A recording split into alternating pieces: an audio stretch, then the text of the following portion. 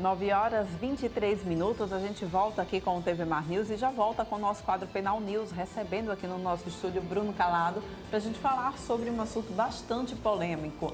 É o caso Richthofen, não é isso? Por que a gente trouxe esse tema para cá, gente, hoje? Eu não sei se vocês já tiveram a oportunidade de ver, mas já foi lançado o filme desse caso, né? Sobre o olhar das duas versões, a versão da Suzane e a versão dos irmãos Cravinhos. E aí, após isso, né, Bruno, após esses dois filmes, esse caso voltou à tona novamente. E aí a gente traz também aqui para o Penal News, porque o que está em alta a gente traz aqui para o TV Mar News, né? Bruno, primeiro vamos explicar para quem está nos assistindo o que de fato consiste esse caso. Bom dia, Porlane, bom dia a todos os telespectadores da TV Mar, mais um prazer estar aqui com todos vocês. É um caso de muita notoriedade, né, de muita fama, aqui uma fama negativa, mas é uma fama. Voltou a ter noticiários midiáticos sobre esse caso, como você mesma disse, Porlane, ante esse lançamento desses filmes, um trazendo a versão da Suzane, outro trazendo a versão dos irmãos Cravinhos, e aí trouxemos a análise novamente desse caso. Necessitaríamos de uma semana para falar desse caso aqui de uma forma muito bem detalhada, mas trouxe de uma forma resumida, de uma forma sintética aqui para todos vocês. E o que consiste esse caso? Para relembrar em que consistiu esse caso Richthofen, certo? Nós lembremos de três personagens que foram os autores do crime, que foi a Susana von Richthofen, certo? E os irmãos Cravinhos, que são Daniel e Christian Cravinhos, né? E as vítimas, Manfred e Marisia von Richthofen, que eram os pais da Suzane. Então, no dia 31 de outubro de 2002, certo? Suzane von Richthofen abriu as portas da mansão Richthofen para que Daniel e Christian adentrassem a mansão e matassem de uma forma muito agressiva, muito violenta, matassem a pauladas seus pais, os pais de Suzane, certo? Que vieram a falecer no local. Pois é, né? Vale lembrar que a Suzane namorava o Daniel e que inicialmente logo após que apareceu esse caso e que disseram que tinha sido eles, inicialmente se dizia que eles tinham matado os pais da Suzane porque eles não permitiam o namoro entre Suzane e Daniel, não é isso? Isso. Agora, à primeira vista, o que a polícia encontra quando chega à casa, quando chega na mansão, né? Eles encontram os corpos ainda na cama, que foram, como você bem disse, assassinados de forma brutal, a pauladas. Isso. E uma cena que queria encenar exatamente latrocínio. Exato. Porque eu acho meio óbvio, né? Quem vai roubar não vai com um pau. Exatamente. Ninguém apaulada que esteja dormindo. Exatamente. Quando você sai para roubar, você vai roubar, sabendo que você vai roubar, e leva minimamente uma arma. Eu acredito, né? Exato. Porlane, assim que a investigação se inicia logo ali, né? Então, assim que a polícia adentrou a residência dos Richthofen, certo? Perceberam várias cenas que descartou de imediato o suicídio. Sim. Certo? Pelo estado das duas vítimas, né, que se encontravam lá. E descartou também, enfraqueceu a tese do latrocínio. Por quê?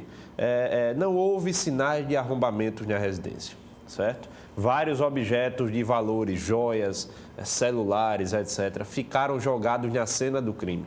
Então, quem vai para roubar tenta sugar o máximo de patrimônio, de bens que tem ali naquela residência, né? Então, a tese de suicídio foi logo descartada, de pronto descartada, bem como a tese de latrocínio.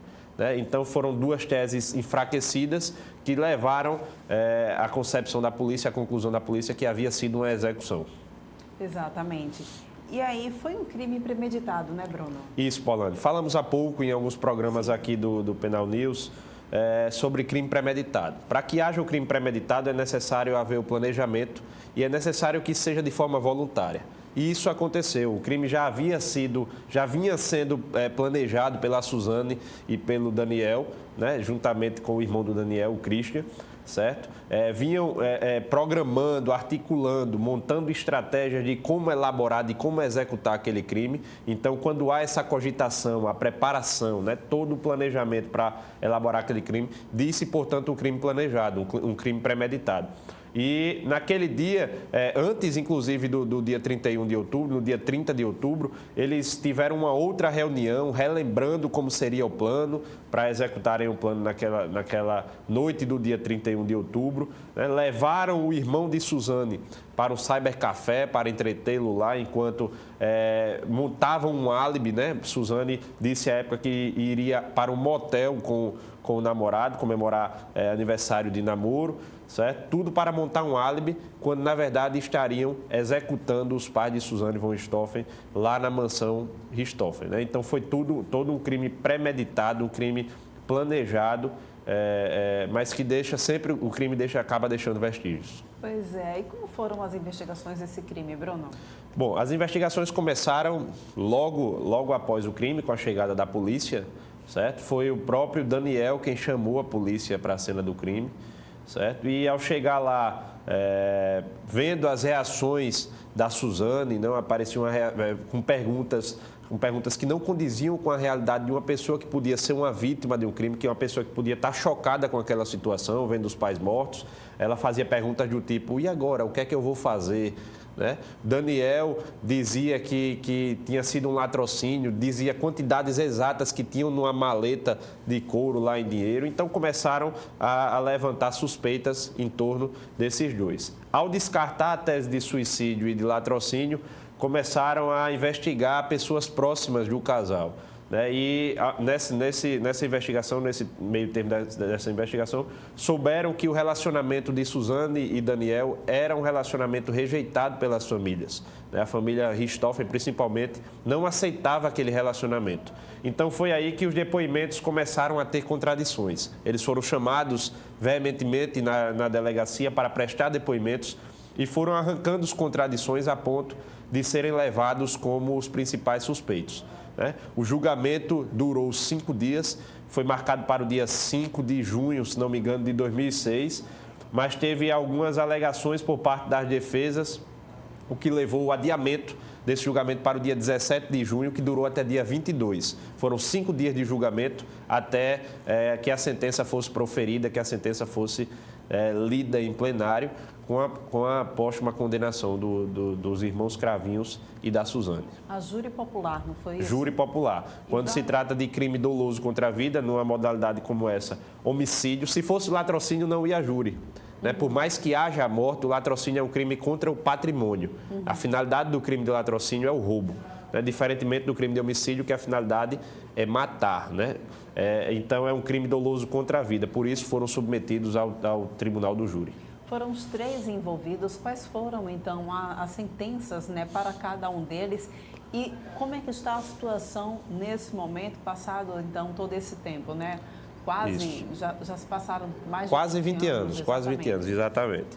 A situação atual, Paulane, à época pegaram uma sentença de 39 anos a Suzane e o Daniel e 38 anos o Christian, certo? Foram 39, mas algumas pessoas dizem, não, mas só admite 30 anos de prisão, por que pegaram 39?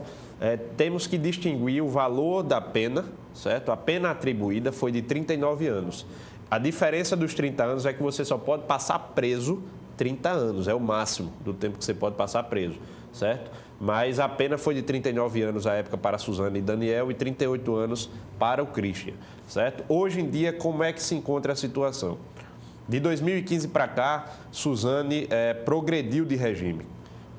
Numa pena como essa, o réu começa a cumprir a pena em regime fechado, ou seja, dentro do presídio, certo? Depois de um certo tempo, ele progride de regime, vai para o semiaberto e depois para o aberto. A Suzane se encontra no regime semiaberto, certo? Ela está cursando uma faculdade, inclusive, de biomedicina, mas tem as restrições, volta para dormir no presídio, certo? Ela está no regime semiaberto.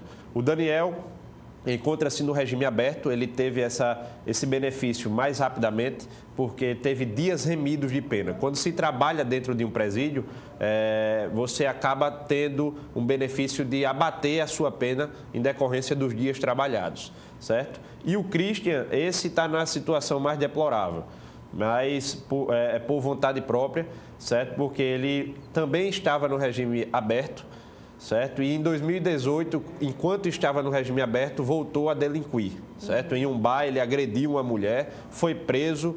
No momento em que fora preso, foram encontrados com ele munições de uso restrito. Então, ele teve uma pena somada que chegou a 41 anos, certo? A pena que tinha em decorrência do crime do caso Richthofen, juntamente com esses demais delitos, e hoje se encontra em regime fechado.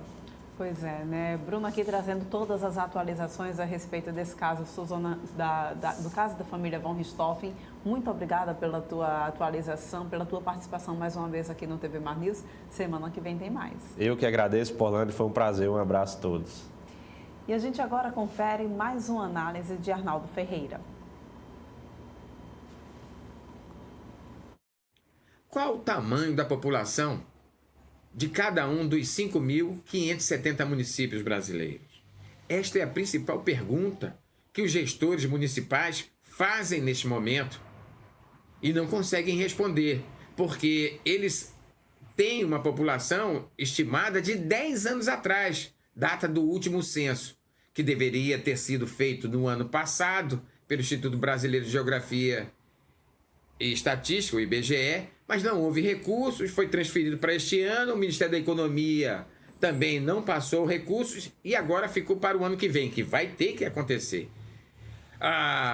Esse cálculo populacional, esse levantamento da população é fundamental para que os gestores consigam tocar políticas de saúde, educação, assistência social, saneamento básico, e é também a principal ferramenta para o cálculo do Fundo de Participação dos Municípios.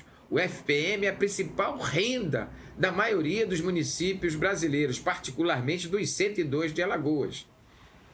Só para a gente ter uma ideia, o município de Maragogi, que é o segundo mais importante em turismo no estado de Alagoas, tem uma população de 33 mil habitantes, segundo o censo de 10 anos atrás. Com isso, o FPM é calculado com esse índice, e o município recebe algo em torno de R$1,5 milhão de reais mensalmente do Fundo de Participação dos Municípios. O prefeito Fernando Sérgio Lira, do PP, estima que está perdendo R$200 mil mensalmente. Todo esse montante é investido em obras de infraestrutura.